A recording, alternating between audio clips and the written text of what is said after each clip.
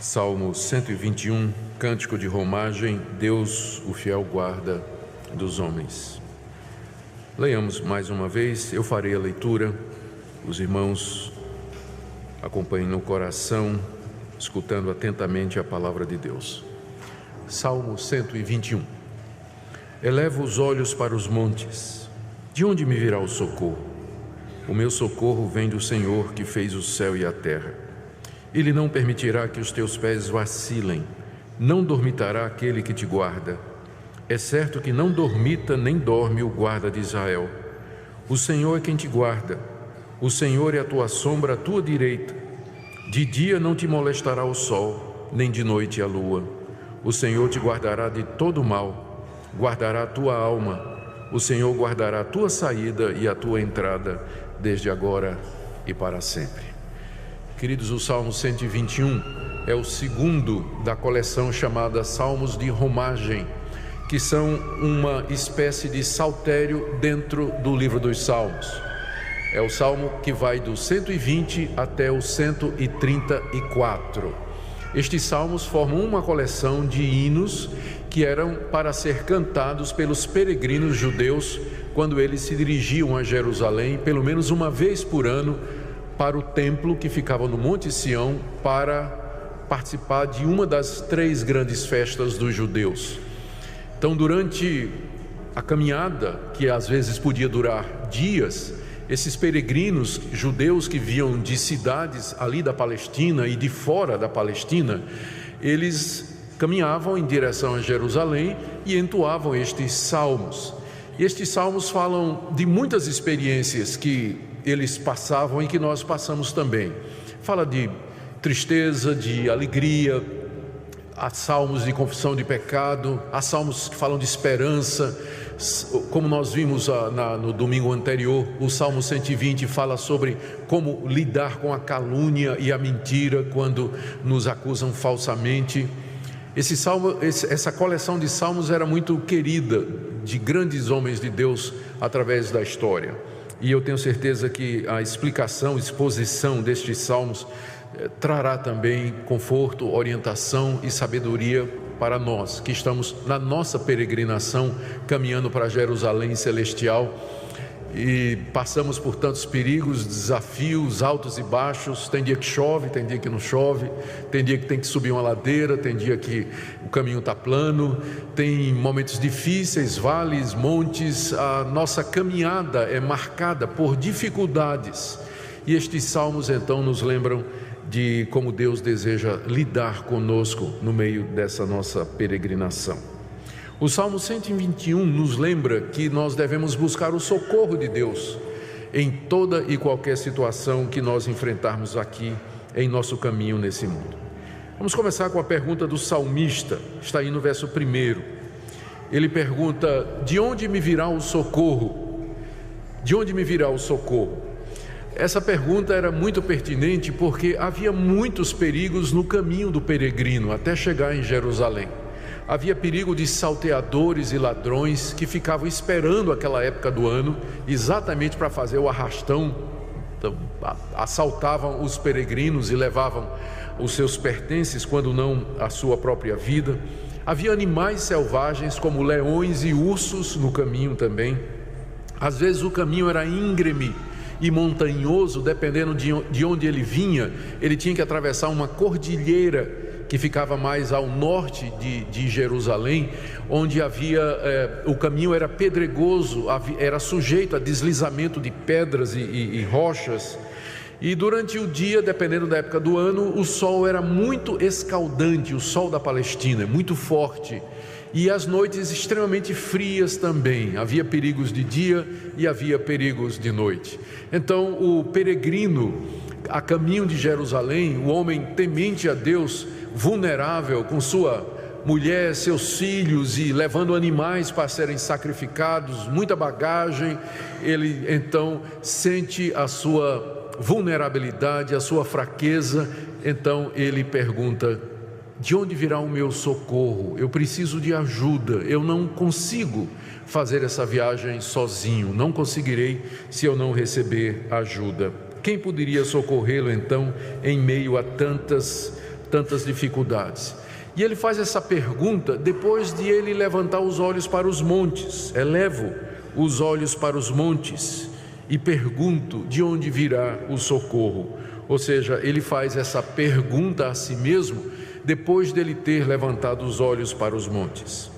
Havia muitos montes no caminho do peregrino para Jerusalém, mas eu não penso que ele aqui está se referindo aos montes que cercavam a estrada, mas ele está levantando os olhos para os montes de sua terra natal, ainda distantes, os montes de Jerusalém, especialmente o Monte Sião, onde está o templo de Deus, e onde estava a arca da aliança, o altar dos sacrifícios, onde os levitas celebravam o culto a Deus, onde os sacerdotes ministravam o perdão de Deus.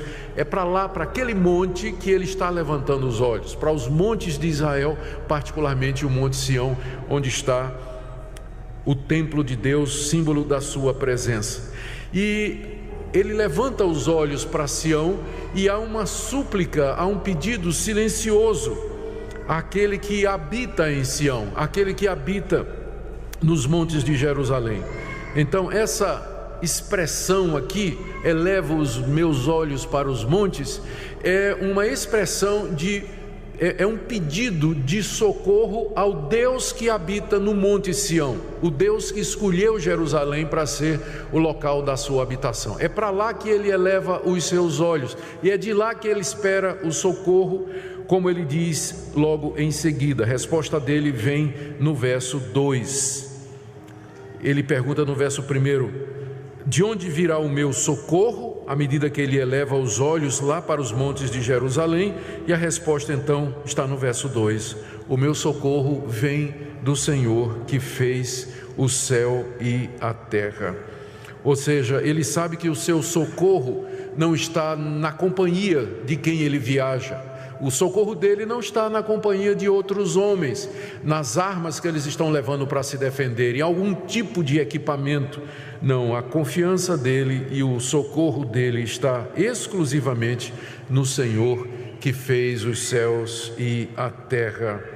Se Deus não socorrer, o salmista sabe que não virá socorro de mais ninguém. Se nossa ajuda não vier do alto, ela não virá também de mais lugar algum. Ele confia exclusivamente no Senhor que fez os céus e a terra. Por que ele menciona aqui especificamente Deus como Criador nessa situação?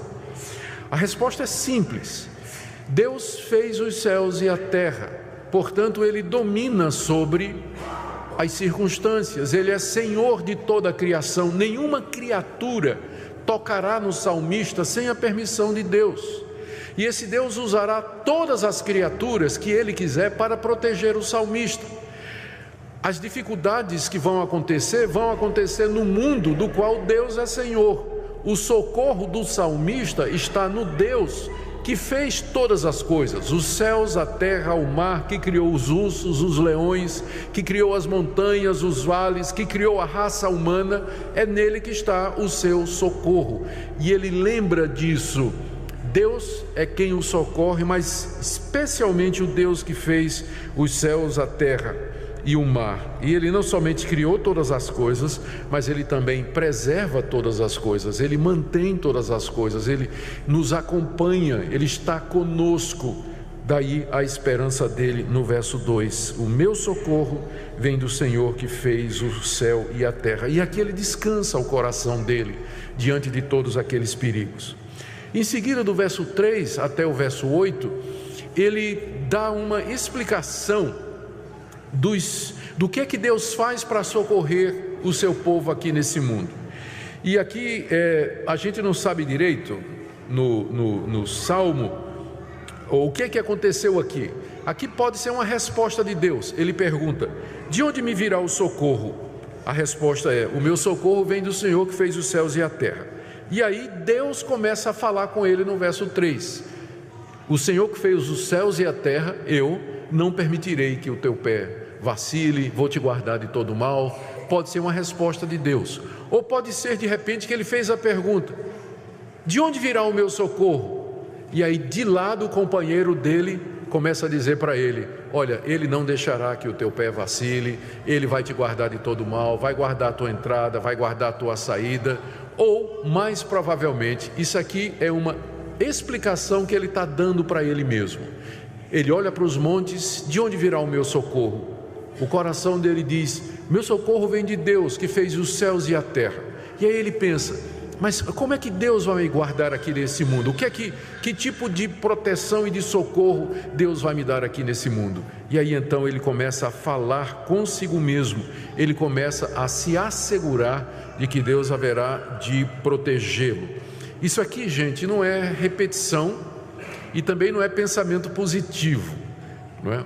Porque tem gente que, a gente sabe que há pessoas que têm essa prática, que quando estão numa situação difícil, começa a rezar o Pai Nosso, como se a repetição de determinadas verdades bíblicas em si pudesse nos ajudar ou nos tirar daquela dificuldade.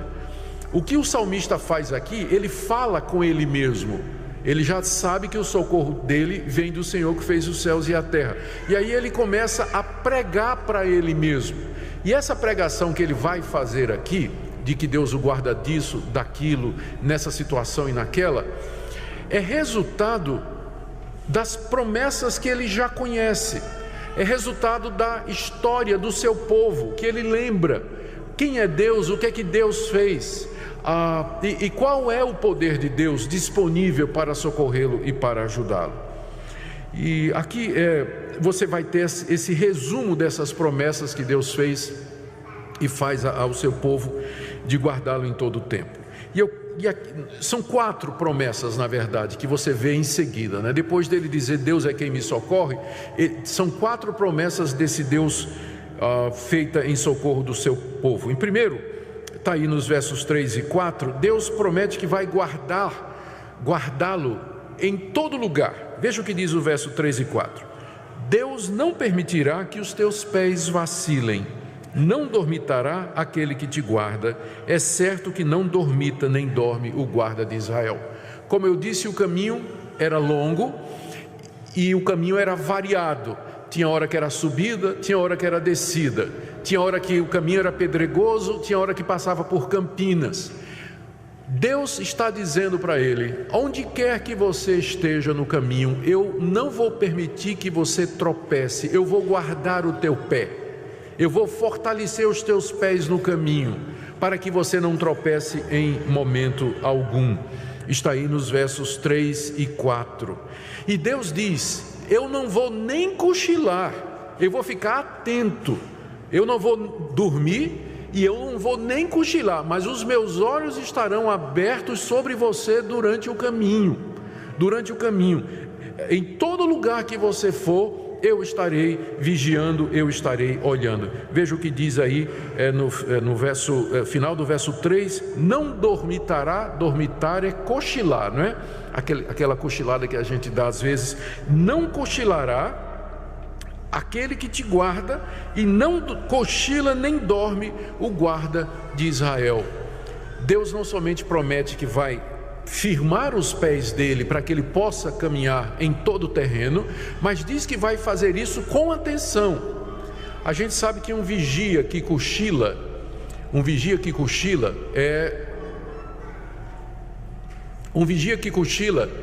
não é de confiança, não é de confiança. A gente fica meio que sem esperança ou com dúvida, mas quando a gente sabe que tem um vigia que não dorme de noite, o nosso coração realmente está tranquilo, né? Realmente está tranquilo. Então Deus promete que Ele não cochila e Ele não dorme quando Ele está cuidando de nós. Ele vai firmar o nosso pé. Segunda promessa é que Deus vai guardar o peregrino em todas as ocasiões. Versos 5 e 6, ele diz aí: o Senhor é quem te guarda, o Senhor é a tua sombra à tua direita, de dia não te molestará o sol, nem de noite a lua. O sol representa os perigos do dia, e o próprio sol trazia ameaças para a integridade dos viajantes, os raios muito fortes, e a insolação era uma possibilidade, a pessoa pegar ou ficar muito atingida pelo sol quente. A lua também representa os perigos da noite. Então, ou de dia ou de noite, Deus haveria de preservar o seu povo na caminhada para Jerusalém. E Deus aqui se apresenta no verso 5 como sendo a sombra do peregrino. Está vendo aí? O Senhor é a tua sombra à tua direita. Pode significar duas coisas. Primeiro, a própria sombra do peregrino.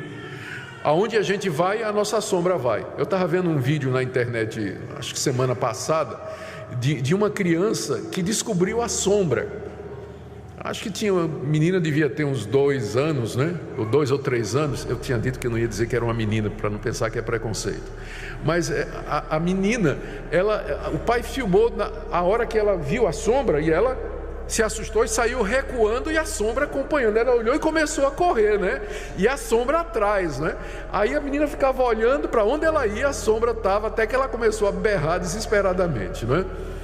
Deus está dizendo que Ele é como a sombra, a nossa sombra, ou seja, está colado, está ligado. Aonde a gente vai, a nossa sombra vai também. E não somente isso, talvez a figura aqui seja da sombra lançada pelos montes ou pelas árvores e que serviam de refrigério durante o maior calor do dia. Esse socorro próximo, esse refrigério, então Deus promete de dia e de noite, Ele vai estar conosco. Note no início do verso 5, o Senhor é quem te guarda. O Senhor é quem te guarda. Esse papel de guardar o peregrino, Deus não deixou com os anjos. Deus podia mandar uma legião de anjos, mas Ele diz: sou eu mesmo que vou guardar você aqui. Sou eu mesmo que vou lhe acompanhar durante todo o caminho. O Senhor é quem te guarda. Vamos para a terceira promessa, que está no verso 7. Primeiro, Deus diz que vai guardá-lo em todo lugar, não vai deixar que o pé vacile. Segundo, Deus diz que vai guardá-lo em todas as ocasiões, de dia e de noite. Terceiro, Deus diz que vai guardá-lo de todo tipo de males. Verso 7. O Senhor te guardará de todo mal. Ele guardará a tua alma. O que significa essa expressão todo mal? Significa todo tipo de males. Males circunstanciais, aquelas coisas que nos acontecem aqui nesse mundo, doença, enfermidade, dificuldades de um jeito ou de outro, catástrofes, desgraças que vêm sobre nós inesperadamente, males que nós não queremos, não pedimos e gostaríamos que não acontecesse.